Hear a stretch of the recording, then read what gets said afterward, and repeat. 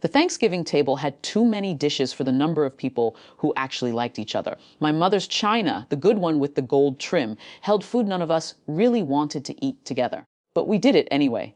Every year. Because that was the agreement. I sat at the corner where the table bent, the spot that meant you were family but not central. My brother Mark had the head seat now that Dad had moved down one. My sister Claire sat closest to the kitchen, already practiced at serving. The arrangement had been natural for years. I was the youngest, the afterthought, the one who didn't work summers at the warehouse or learn the inventory system or get introduced to suppliers. Dad cleared his throat the way he did before announcements.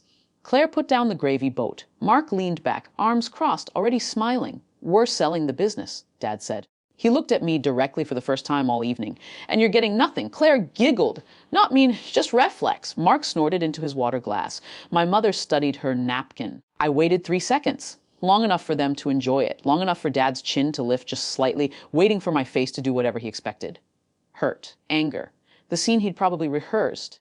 Instead, I asked, "Dad, who's the buyer?" The question landed wrong. Too calm. He frowned, pulled a folded paper from his shirt pocket, adjusted reading glasses he didn't need.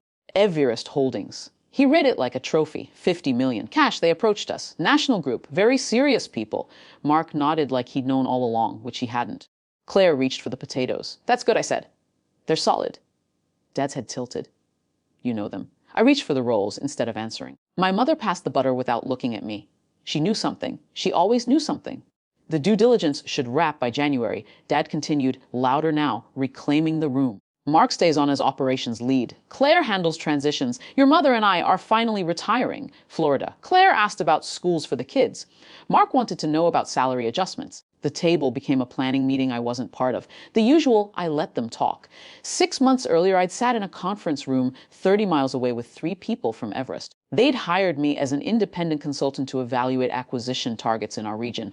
I'd spent a month on their dime visiting competitors, running numbers, writing reports. I'd flagged my father's company as a strong asset with one major vulnerability: family transition risk. The report noted that second-generation leadership lacked depth, that key accounts relied entirely on the father's relationships, that post-sale retention of current management was a liability, not an asset. I'd recommended against keeping family in operations unless they could demonstrate independent value.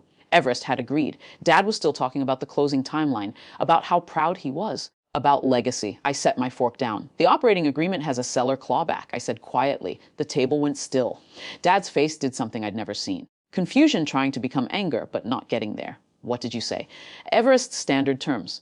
If revenue drops more than 12% in year 1, they claw back 20% of the purchase price. They'll put their own people in operations by month 3 to prevent that. They won't tell you that until signing." Mark leaned forward. "How would you know?" I looked at Dad. "You asked if I knew them. I consulted for them last spring, evaluated 12 companies in this region. Yours was one of them." The silence that followed was different from the one at the beginning. That one was casual dismissal. This one had weight. Claire stopped chewing. Mark's mouth opened, but nothing came out. Dad's hand went flat on the table like he needed to hold on to something. "You never said." My mother whispered. "You never asked what I do." Dad's face reddened. "You knew we were talking to them, and you didn't." "I signed an NDA, and you didn't tell me either." I reached for my water. "You announced it at Thanksgiving, in front of everyone, before you told your own daughter." Mark started to speak. I held up a hand. "You'll get your 50 million. They're good for it. But they won't keep you, Mark. They'll put you on a transition plan and phase you out in 6 months. Claire, they'll offer you a coordinator role at half your current salary because they know you'll quit. Dad, they're buying your customer list, not your opinions." I stood up. Put my napkin on the plate. The food was good, Mom. I walked to the front door. Nobody followed. Behind me, the table was completely silent. No forks, no voices, just the weight of 6 months. I'd known exactly what was coming. At the door, I turned back. Dad still hadn't moved. "When they ask about the family transition risk in your final interview," I said, "tell them the truth. That you have one child who understands their business well enough to warn you. And that you didn't think to ask her opinion until now." I closed the door quietly, let them sit with it. The driveway was cold. My car started on the first try. I drove home alone, the way I'd arrived, and felt nothing like revenge and nothing like victory. Just the strange calm of being seen, finally in a room where I'd been invisible my whole life. Not because I'd won anything, but because I'd never needed them to see me in the first place. That was the difference. And it took all of them sitting in silence to understand it.